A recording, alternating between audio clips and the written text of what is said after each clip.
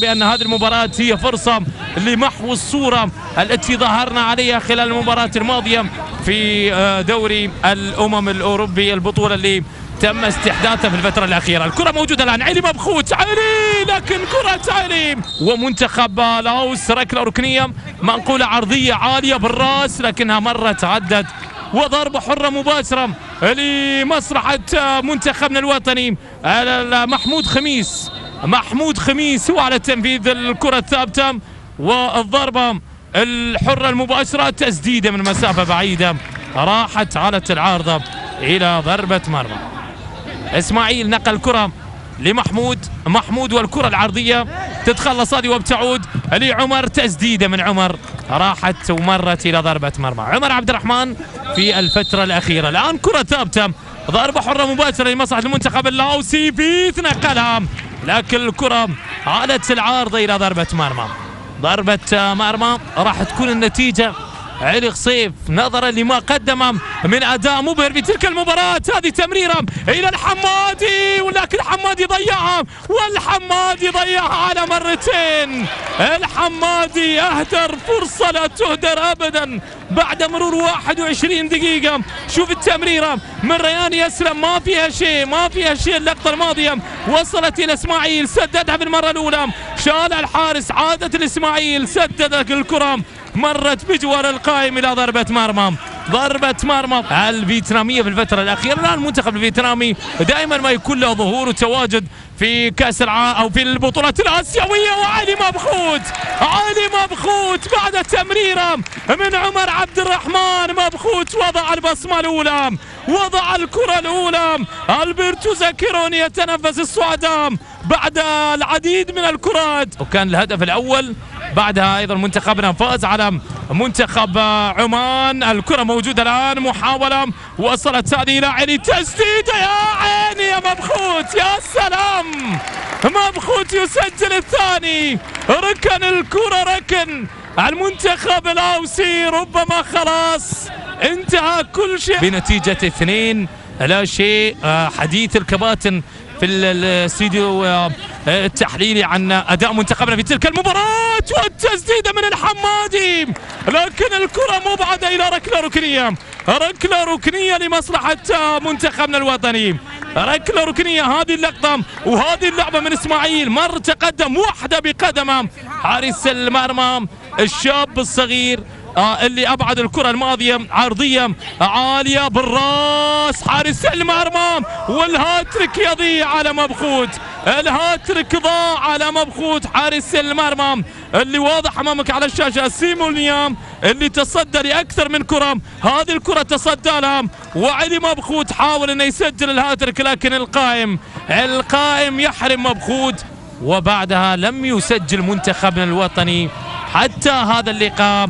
سجل علي مبخوت هدفين، أصبح لمنتخبنا الوطني 5 أهداف. الكرة موجودة الآن عرضية عالية بالراس لكنها مرت وعدت إلى ضربة مرمى.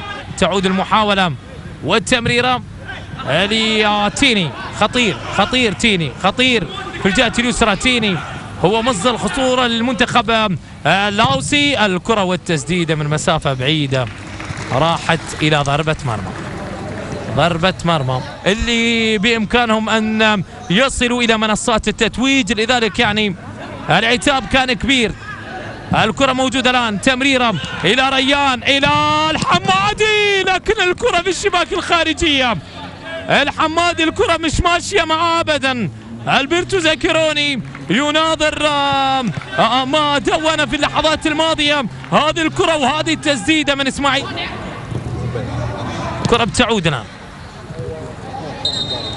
محاولة لكن حكم المباراة فابيو يعلن عن نهاية شوط المباراة الأول. مشاهدينا متابعينا في كل مكان، سيداتي آنساتي سادتي على المحبة، نلتقي مرة أخرى مع بداية شوط المباراة الثاني.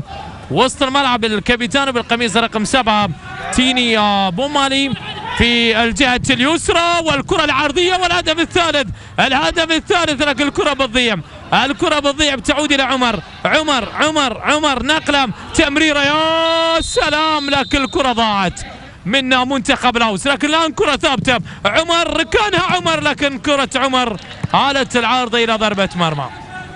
ضربة مرمى هذه اللعبة وهذه المحاولة، لكن كرة عمر عبد الرحمن علت العارضة، لذلك الكرة تتخلص أيضا وتبعد. لاعب ليخوض تجربة جديدة كما ذكرت مع نادي الهلال السعودي، وفي أيام قليلة مع زعيم الكرة السعودية توج ببطولة السوبر، أول بطولة لعمر مع نادي الهلال. محاولة ولمسة إلى برغش ونقلة إلى ريان ويعيد الكرة إلى عمر وتمريرة خلف المدافعين. يا سلام يا عمر، حلوة التمريرة من عمر، وضع الكرة علي مبخوت، قال له أنت وضميرك سجل الهاتريك يا مبخوت. شوف تحرك علي ممتاز علي، لكن علي حاول انه يركنها، حاول انه يحطها لب من فوق حارس المرمى، لكن الكرة نسخة سابقة، لذلك هذه النسخة هي الأكبر في تاريخ البطولة. الكرة موجودة الآن، محاولة لعلي، حاول انه يمر لكن تتخلص الكرة وتبعد من امامه عامر. يا سلام يا عامر، لمسة أمامية للحمادي، الحمادي حاول فيها لكن كرة الحمادي تصل سهلة عند حارس المرمى. بطولة اللي تعتبر الأكبر في تاريخ كأس الأمم الآسيوية. والمحاولة الأولى لمنتخب لاوس، تعود الكرة، يعود المنتخب اللاوسي للمحاولة، تسديدة أخرى وصلت سهلة إلى علي خصيف أمام المنتخب السعودي، واحتكم المنتخبان على ركلات الحظ. وهذه كرة، نعم، البطولة التي ابتسمت للمنتخب السعودي الشقيق للأخضر عندما استطاع اللي توفي في 2011. كرة تعود الآن، محاولة وصلت تعدية أمامية إلى عمر والتسديدة من عمر، لكن عدت ومرت إلى ضربة مرمى.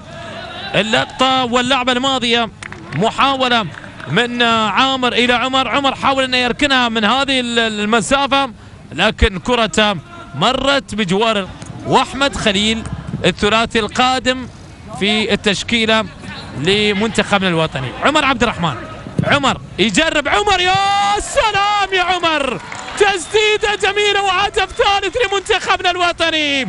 ثلاثية للأحمر في هذا اللقاء، هدف صاروخي من عمر عبد الرحمن.